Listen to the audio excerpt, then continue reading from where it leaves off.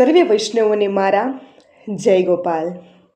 આજે આપ દર્શન કરી રહ્યા છો શ્રીમદ ગોકુલ મધ્યે શ્રી ગોપાલલાલજીના મંદિરના પટાંગણમાં મણિકોઠામાં તુલસી ક્યારાના. શ્રી ગોપેન્દ્રજીએ બાલ્ય અવસ્થામાં નિજ ભક્તોને અનેક પ્રકારનું સુખદાન આપ્યું છે.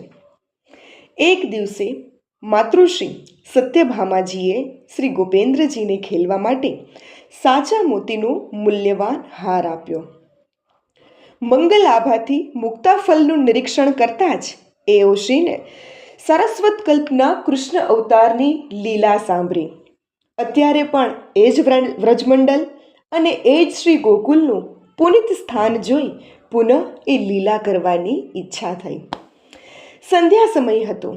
ખેલતા ખેલતા મણિકોઠામાં તુલસી ક્યારા પાસે પધાર્યા અને હારના મોતીઓને છૂટા કરી તુલસી ક્યારામાં વાવીને ક્રીડામગ્ન બની ગયા. થોડીવાર પછી માતાશ્રી ત્યાં પધાર્યા તો લાલજીના શ્રીહસ્તમાં હાર ન જોતા વાત્સલ્ય ભાવે પૂછ્યું, લાલન, એ મોતીનો હાર ક્યાં ગયો? અમ્મા, એ હારના મોતી તો મેં મણિકોઠામાં વાવ્યા છે.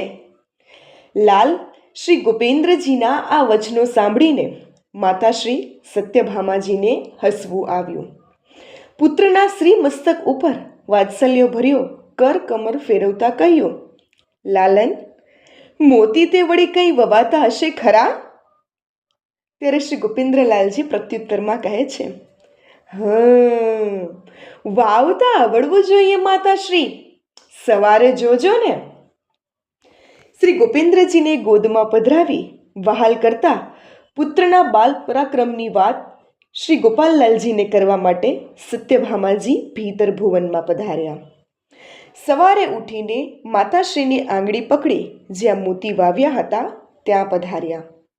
માતાશ્રી જુએ છે તો તુલસી ક્યારામાંથી એક સુંદર જાકમ જોડ કરતી વેલ નીકળી છે અને તેમાં તેજસ્વી મોતીઓના ગુચ્છા પરમ શોભાયમાન લાગે છે. વાહ મારા લાલન, વાહ! એમ કહી માતાશ્રીએ શ્રી ગોપેન્દ્રજીના ઓવારણા લઈ ગોદમાં તેડી હૈયા સરસો ચાપે છે. એવામાં શ્રી ગોપાલલાલજી ત્યાં પધાર્યા. પુત્રની આ અલૌકિક લીલા નિહાળીને વાત્સલ્ય ભાવે કહ્યું, લાલ, આ કલિકાલમાં આવી લીલા ન દેખાડો. શ્રી ગોપેન્દ્રલાલજીએ બાલ્ય અવસ્થામાં આવી ઘણી બધી અદ્ભુત અને અલૌકિક લીલાના દર્શન કરાવ્યા. જય ગોપાલ.